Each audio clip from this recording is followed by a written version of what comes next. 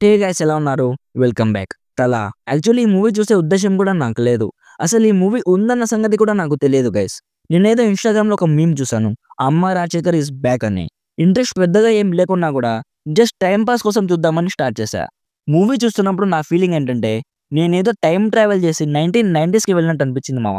అసలు ఈ మూవీ 1990స్‌లో వచ్చినా కూడా పక్కా ఫ్లాప్ అయ్యేది. ఇది నేను రాసి ఇవ్వగలను. నేను ఇప్పటి వరకు చూసిన one of the worst movie guys. ఈ మూవీ లాస్ట్ మంత్ థియేటర్స్‌లో రిలీజ్ అయింది. అసలు థియేటర్స్‌లో ఈ మూవీని చూసి తట్టుకున్న వాళ్ళు ఉన్నారంటే నిజంగా వాళ్ళు చాలా గ్రేట్. మొన్న వచ్చిన 'మిస్టర్ బచ్చన్' పెద్ద రాడ్ అనుకుంటే ఇది దానమ్మ మొగుడు గైస్. అంత వరస్ట్‌గా ఉంది ఈ మూవీ. అసలు బేసిక్‌గా యాక్టింగ్ కూడా రాని వాళ్ళని తీసుకొని మూవీ తీశారు. ఎవరైనా మంచి మూవీ తీయాలనే తీస్తారు కదా! ఆ ఇంటెన్షన్ అన్నా కనిపిస్తది. ఈ మూవీ చూస్తున్నప్పుడు నాకైతే అస్సలు అలా అనిపించలేదు గైస్. ఏదో డబ్బులు ఎక్కువై తీశారేమో అనిపించింది. డైరెక్టర్ అంటే చాలా ఓల్డ్ డైరెక్టర్. ఆయన మైండ్ సెట్ ఇంకా 90స్‌లోనే ఉండొచ్చు. ఆయన కాకపోయినా క్యాస్ట్ అండ్ క్రూలో ఎవరో ఒకరైనా చెప్పి ఉండాల్సింది. అసలు ఇది చాలా ఔట్‌డేటెడ్ స్క్రిప్ట్. ఇప్పట్లో ఎవరు దేకరు డబ్బులు బొక్క అని. ఓకే డబ్బులు పోతే పోయాయి. అందరి టైం వేస్ట్ అయింది కదా! సర్లే నాకెందుకు. బేసిక్‌గా ఈ మూవీ ప్లాట్ అండ్ రివ్యూ చెప్తాను. అంతకుముందు నాకు ఒక చిన్న సజెషన్ ఇవ్వండి గైస్. మొన్న అసలు రీచే రావట్లేదని చెప్తే మన సబ్స్క్రైబర్ ఒకళ్ళు ఛానల్ నేమ్ చేంజ్ చెయ్యి బ్రో మంచి రీచ్ వస్తుందన్నారు. మీరు చెప్పండి గైస్. ఛానల్ నేమ్ చేంజ్ చేయాలా? లేక ఇదే నేమ్ బావుందా? ప్లీజ్ కొంచెం సజెషన్ ఇవ్వండి.